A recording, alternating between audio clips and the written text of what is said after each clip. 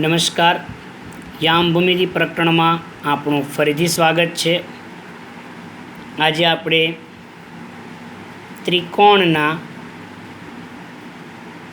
ક્ષેત્રફળની ચર્ચા કરીશું.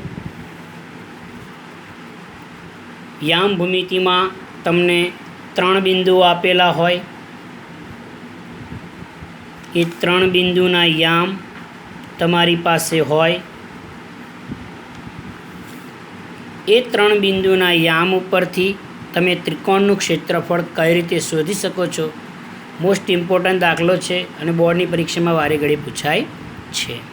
હવે મારી પાસે 3 બિંદુ છે, તેના યામ આ રીતે છે: x1 y1, બી બિંદુના યામ છે x2 y2 અને સી બિંદુના યામ છે x3 y3.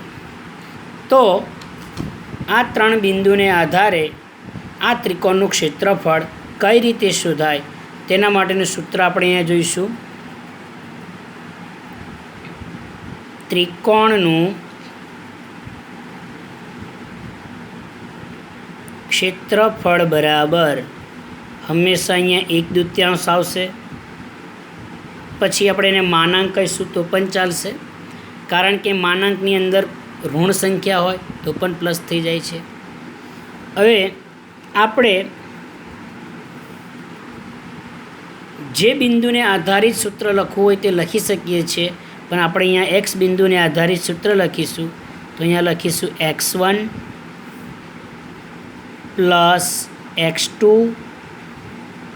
Plus x3.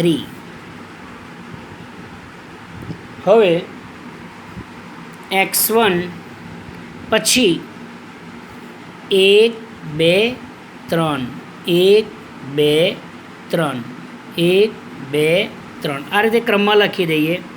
1 આવી ગયા એટલે હવે આપણે અહીંયા લખીશું y માઇનસ y. એ જ રીતે આપણે અહીંયા પણ લખીશું y માઇનસ વાય અને વાય માઇનસ વાય. યાદ રાખશું, 1 આવી ગયો છે તો 1 પછી 2 3 આવે એટલે y2 અને y3. એ જ રીતે અહીંયા 2 આવી ગયો છે તો પછી રહ્યું કોણ 3 અને 1 એટલે કે 3 માઇનસ 1. હવે અહીંયા આગળ 3 આવી ગયો છે તો પછી 3 પછી ક્રમમાં કોણ આવે 1 અને 2 એટલે કે 1 અને 2.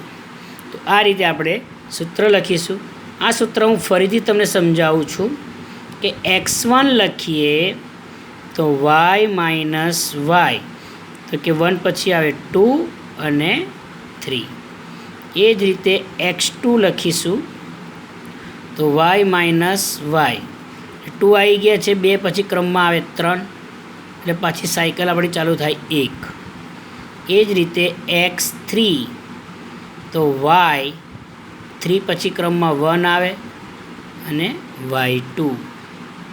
તો આ રીતે આપણે ત્રિકોણનું ક્ષેત્રફળ શોધી શકીએ છીએ. તો આ પ્રકારે ત્રિકોણનું ક્ષેત્રફળ આપણે શોધીશું. તો આ સૂત્ર આધારિત આપણે એક એક્ઝામ્પલ જોઈએ. a 2 3 p -1 0 અને c 2 -4. શોધવાનું શું છે? ત્રિકોણ ABCનું ક્ષેત્રફળ શોધો. ચાલો હવે આપણે અહીંયા લખીશું x1 કેટલા, તો કે 2, y1 કેટલા 3, x2 કેટલા -1, y2 કેટલા 0, x3 કેટલા 2, y3 કેટલા -4. આપણે આ રીતે લખી દઈશું. હવે આપણું સૂત્ર છે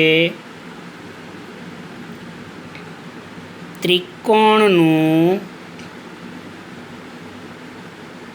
ક્ષેત્રફળ બરાબર 1/2 x1 y2 - y3 x2 y3 minus y1 plus x3 y1 minus y2.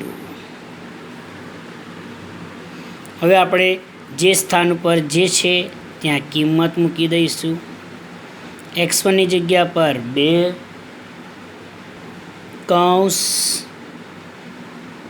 Plus x2ની જગ્યા પર કૌંસમાં -1 પછી પાછો કૌંસ પ્લસ x3ની જગ્યા પર 2 પછી કૌંસ.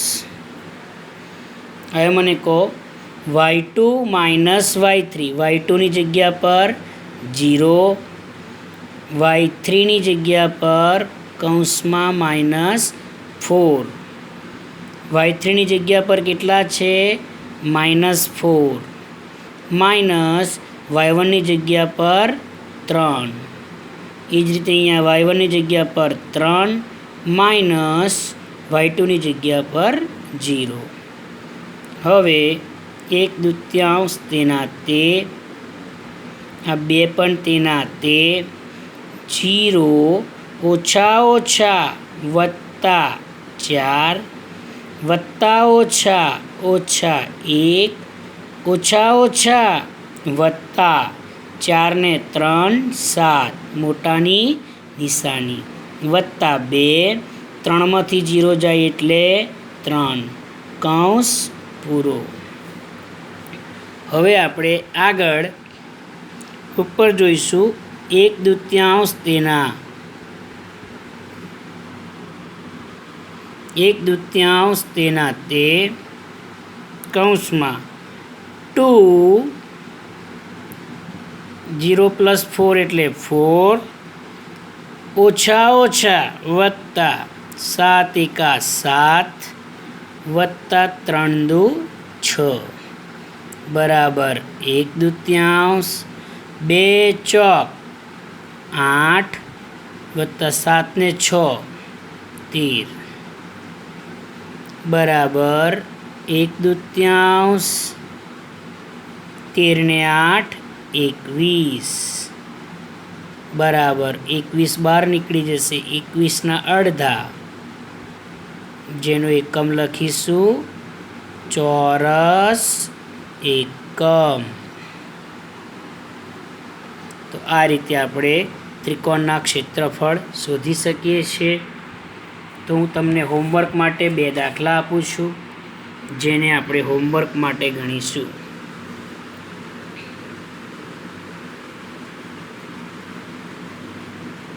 -5 -1 3 -5 અને 5 2 ત્રિકોણનું ક્ષેત્રફળ શોધો. એ જ પ્રકારે આપણે બીજા એક્ઝામ્પલ છે A 2 7, B 3 -1 અને C -5 6 શિરોબિંદુવાળા ત્રિકોણનું ક્ષેત્રફળ શોધો. A 3 2, B 11 8, C 8 12 શિરોબિંદુવાળા ત્રિકોણનું ક્ષેત્રફળ શોધો. આ 2 દાખલા એક્ઝામ્પલમાં ગણવાના છે.